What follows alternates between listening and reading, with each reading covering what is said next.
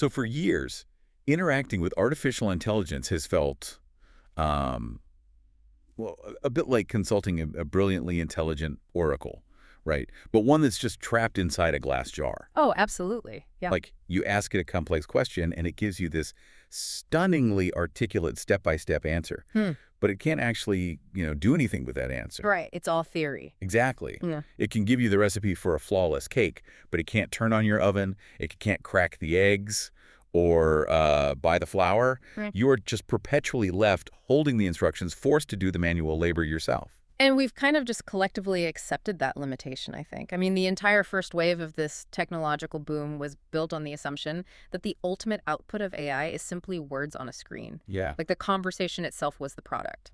But the jar is officially shattered. So, welcome to today's deep dive. We are unpacking Aaron Rose's April 22nd AI Digest, which just came out. And it is a packed issue. It really is. And our mission today is to cut through the noise and look at 3 massive concrete reality checks that are hitting the industry right this second. And the scene today is entirely about execution. Yeah, execution is really the perfect framing for this. Right. Because we are looking at AI that physically executes your logistical chores, the $840 billion legal war over who actually owns that execution capability, and then the global geopolitical race to build the hardware that makes it all run. Because we are officially transitioning from an era of conversational novelty into, well, an era of physical consequence. Oh, I like that. Physical consequence. Yeah, I mean, when an AI moves from just drafting an email to executing financial transactions or directing warehouse logistics, the entire paradigm shifts. The software actually becomes infrastructure. Right. And as we'll see in the source material today, when software becomes infrastructure, the value of that execution sparks legal fights over hundreds of billions of dollars and, forces nations to completely rewrite their global supply chains. So, okay, let's unpack this. Starting right at the front lines of that paradigm shift with Alibaba. Yeah. They just did their Hello World launch, officially revealing Qianwen Zhaojiwo. And calling it Hello World is such a deliberate signal, isn't it? Oh, totally. In developer culture, that's the absolute starting line. It's the very first command you make a new program execute. What Alibaba is beginning here is a massive shift toward what the industry is now categorizing as transaction-first AI. What's fascinating here is the contrast in product philosophy. It is just stark. Yeah, how so? Well, if you look at the dominant Western models we've grown used to, the goal is generative, right? The system is designed to generate text or code or images. Right, to be helpful or creative. Exactly. But Alibaba's approach assumes the conversation is merely a means to an end. The action capability is the actual product. They are targeting a completely different user behavior. Right, because Qianwen Zhaojiwo is this ecosystem-level assistant. It manifests as a digital human avatar, but the avatar interface isn't really the breakthrough here. No, not at all. The breakthrough is the plumbing underneath it. Exactly, because right out of the gate at launch, this system is deeply integrated into Taobao, Alipay, Fliggy, and AMAP. Which is huge. It's massive. We are talking about direct, unfettered access to commerce, payments, travel, and mapping all at once. Right. So you weren't asking this AI to, draft a potential itinerary for a business trip. You are telling this digital human, hey, I need to go to Beijing tomorrow morning, find a hotel near the conference center, and have a car waiting at the airport. And it simply executes the financial and logistical transactions across that entire super app ecosystem. It just does it. It's the difference between having a really smart librarian who can explain how to fix a sink versus an actual plumber who walks into your house and just fixes the pipes. That's a great analogy. Alibaba is entirely focused on removing the friction between your intention and the actual execution of the task. But what stands out to me in the source material isn't just the software integrations. It's the physical endgame they're aiming for. Oh, the trademark filings. Yes. Back in March, Alibaba filed 4 trademark applications under the Qianwen Zhaojiwo name. 2 of them covered AI as a service and chatbot software, which, is pretty standard. Sure. But the other 2 filings were specifically for humanoid robots with AI for scientific research and humanoid robots with communication and learning functions. Which points directly to their embodied ambition. It completely signals a shift from a digital dialogue portal to a physical interaction portal. Yeah. Because it is one thing to have a digital human on your phone screen booking a flight using Alipay. It is another thing entirely to have the intellectual property lined up to put that exact same transaction-first intelligence into a physical machine walking through a retail space. It really makes you reevaluate your own daily interactions with these tools. Like for you listening right now, think about how you use AI today. Are you just using it as a sounding board for ideas, or are you actually delegating complex, multi-step life chores? Alibaba is betting hundreds of millions of dollars that the future is delegation. They want to be the hands that do the work, not just the brain that thinks about it. And if the value of the entire industry is shifting from generating text to executing massive real-world transactions, the financial stakes of owning that underlying intelligence become astronomical. Absolutely astronomical. Whoever controls those core models controls an unprecedented amount of economic leverage. Which brings us to the second reality check in today's deep dive. To see exactly how huge those stakes are, we need to look at a federal courtroom in Oakland, California. Yeah, the Musk versus OpenAI case. Right. In exactly 5 days, on April 27, jury selection begins. And the framing of this trial has escalated from just some niche tech industry dispute into one of the most consequential corporate legal battles in history. The numbers involved are just staggering, and they're totally central to the legal arguments being made. Well, the entire trial really hinges on that structural pivot from October 2025, right? Exactly. That was when OpenAI officially converted from a nonprofit structure to a public benefit corporation, a for-profit entity. Let's lay out the financial timeline leading up to that, because the scale is hard to wrap your head around. Yeah. Just before that formal conversion, OpenAI closed a $110 billion funding round. Which is just a wild amount of capital. Right. And that specific injection of capital pushed their pre-money valuation of $730 billion up to a post-money valuation of $840 billion.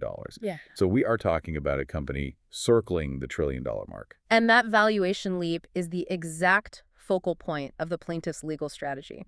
Musk's team is seeking $134 billion in damages. Wow. Yeah. And the legal mechanism here isn't just a disagreement over the company's direction. It is a formal allegation of fraud and breach of fiduciary duty. So he's saying they planned this all along. Exactly. Musk's argument is that those massive financial gains that jumped to an $840 billion valuation were built entirely on a fraudulent bait and switch.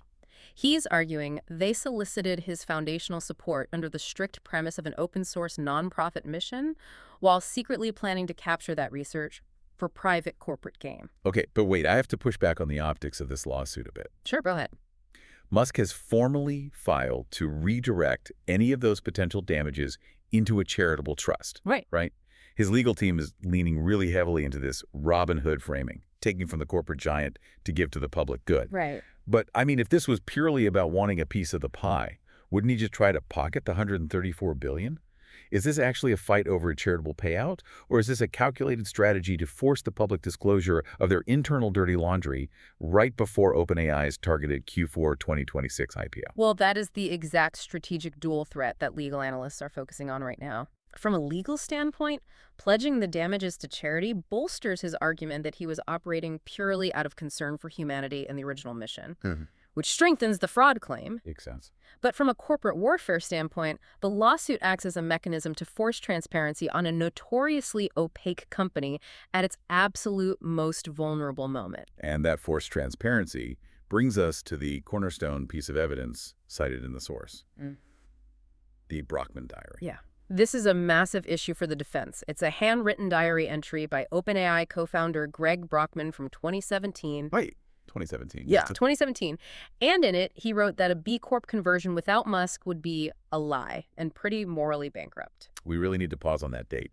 2017 is years before the major Microsoft money ever arrived. Which is why it's incredibly damaging. In corporate law, if you solicit donations for a nonprofit while privately plotting to take it for profit, you cross the line from a strategic pivot into premeditated fraud. Yeah, that diary entry is essentially the smoking gun the plaintiffs will use to argue to a jury that the for-profit pivot was not some necessary evolution forced by compute costs, but rather a calculated plan from the very beginning. How does a company approaching $1 trillion in value defend itself against that? When one of its own founders privately acknowledged the foundation was a lie, The source notes that analysts give a 50 to 60% chance of a settlement. Right. But how do you even structure a clean settlement when a document like that exists in the public record? Well, structurally, it is incredibly difficult to settle, which is why the discovery process itself is a massive threat. When that jury is seated, every internal document surrendered during discovery becomes public record. Right, we were talking about Sam Altman's internal strategy emails, Satya Nadella's late-night text messages, and the earliest unvarnished founding documents. All of it read aloud in open court. For a company planning to go public and ask retail investors for money at the end of the year, having your most private internal crises aired out publicly is just an enormous vulnerability. Yeah. Even without a verdict, this trial serves as the biggest unauthorized disclosure event in the company's history. It is a remarkable vulnerability, but, that $840 billion valuation OpenAI is trying to protect, and those transaction capabilities Alibaba is trying to deploy, they are entirely dependent on one physical constraint. Compute power. Exactly, compute power. And while the leaders of the dominant U.S. AI company are tied up in a California courtroom arguing over a diary entry from 8 years ago, a massive geopolitical fight over the physical hardware that powers this whole industry is happening in China right now. And that is the third major reality check in today's deep dive. According to FindSkill and Polymarket data in the digest, DeepSeek V4 has now missed its release window for a third time. The third time, yeah. There's no official launch, no updated model card, nothing. And the digest specifically documents the technical bottleneck causing this delay, and it's entirely hardware-based. Yeah, this takes us completely out of the theoretical and into the absolute weeds of execution. DeepSeek's engineering team is right in the middle of a massive hardware transition. Right. They had been utilizing the Huawei Ascend 910 YAM-B chips, but they are currently migrating their infrastructure to the newer Ascend 950 PR. And the challenge is that while this new chip is significantly more powerful on a purely physical level, the software ecosystem surrounding it is much less mature. And to utilize that new chip, they are having to execute massive kernel-level software rewrites. Yes. Let's actually explain what that entails, because kernel level sounds like standard tech jargon, but it's really foundational. Yeah. The kernel is the core of the operating system that talks directly to the physical hardware. Right. So they aren't just updating a user interface or tweaking an algorithm. They have to rewrite the fundamental translation layer that tells the physical silicon how to perform the math required for AI. It is a monumental undertaking. And to understand why this is so difficult, it helps to look at the incumbent they are trying to unseat. For over a decade, NVIDIA hasn't just built the best physical chips, they built CUDA. CUDA. CUDA is the software platform that developers use to talk to NVIDIA's chips. It is essentially the entrenched language of the entire AI boom. Here's where it gets really interesting, though. It's like trying to win the Monaco Grand Prix, but right before the race, you decide to invent a completely new type of engine from scratch. That's entirely accurate. Because CUDA was the engine every developer in the world already knew how to tune. Exactly. This raises an important question about the sovereign AI stack. The delay of DeepSeek V4 isn't just about swapping out a piece of metal in a server rack. It is the first full-scale, real-world test of CANN. C-A-N-N. Right, which stands for Compute Architecture for Neural Networks. And it is Huawei's direct, sovereign answer to NVIDIA's CUD. But because CANN is relatively new, it just doesn't have the decade of optimization and troubleshooting libraries that CUDA has. Yeah, that makes sense. So getting a frontier 1 trillion parameter model like DeepSeek V4 to run efficiently on this entirely new software ecosystem requires an exhausting amount of ground-up engineering. Every single day of this delay reflects the friction of trying to build a new alphabet while simultaneously writing the encyclopedia. But the geopolitical payoff, if they manage to pull it off, is massive. The source points out a ticking clock in the background of this engineering sprint, which is the upcoming Trump-Xi summit. The timing there is absolutely not coincidental. No way. Releasing a frontier-class model that rivals Western AI and doing it right before or during that diplomatic window carries immense strategic weight. It is textbook technology diplomacy. It allows them to show up to the negotiating table and demonstrate unequivocally that they do not need American software and they do not need American silicon. Exactly. If DeepSeek can run efficiently on Huawei's Ascend chips using the CANN architecture, NVIDIA's software moat faces its first true existential threat. It proves to the global market that the absolute lock NVIDIA has had on the underlying infrastructure can actually be broken. And securing that underlying infrastructure isn't just a sovereign national security priority either. It has triggered a corporate arms race everywhere. Oh, yeah. You can see the sheer scale of it in the quick hit section of the digest. Just yesterday, a $25 billion investment and a compute deal was finalized between Anthropic and Amazon. 25 billion. Right. And the AWS cluster powering Claude today, which is internally called Project Rainier, is built on nearly 500,000 Trainium2 chips. That's a massive cluster. But the most staggering detail is the power requirement. It is a 5-gigawatt compute deal. We throw terms like gigawatt around in tech reporting all the time, but we really need to ground that in physical reality. Please do. 5 gigawatts is roughly the amount of electricity required to power a major metropolitan city. Wow. Yeah. It requires dedicated electrical substations, massive cooling towers, and a fundamental rewiring of the local power grid. We are talking about heavy industrial-scale infrastructure. It completely shatters the illusion of the cloud, doesn't it? When you open your laptop and seamlessly generate a block of code, it feels weightless. It feels like magic happening in the ether. But that magic requires an unfathomable amount of physical electricity, cooling water, and rare earth metals. And the cost of that physical infrastructure inevitably flows downstream, which, by the way, the source includes a highly relevant usability tip on that front. Oh, right, the GitHub Copilot deadline. If you or your development team are using GitHub Copilot, the 7.5x premium multiplier ends in exactly 8 days, on April 30th. It is a stark reminder that when tech giants have to pay for 5-gigawatt data centers, the end consumer is ultimately the one footing the bill for the power grid. It really connects every thread we've discussed today. The infrastructure is where the true friction and the true cost of this technology actually lies. We have covered an immense amount of ground today. We started with Alibaba shattering the jar, moving away from conversational AI to deploy digital humans that can flawlessly execute real-world financial transactions. Then we unpacked the $840 billion existential legal threat hanging over OpenAI, driven by that 2017 Brockman diary entry.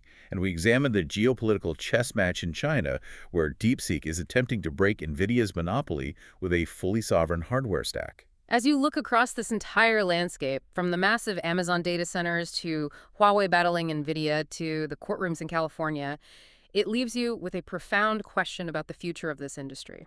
What's that? Well, as the underlying models themselves, like DeepSeek or OpenAI, potentially begin to commoditize, where does the real lasting power ultimately reside? Will the ultimate rulers of the tech world be the companies that spend billions building the AI brains? Or will the true power belong to the ecosystem companies like Alibaba who own the physical hands, the supply chains, and the infrastructure required to actually execute transactions in the real world? Man, it all comes back to that paralyzed oracle. Building a smarter oracle might not be the most valuable pursuit anymore. The ultimate control might just belong to whoever builds the arms and legs that allow it to walk out the door. Well, thank you so much for joining us on this deep dive today. Keep questioning the tools you use, stay intensely curious, and we'll catch you on the next deep dive.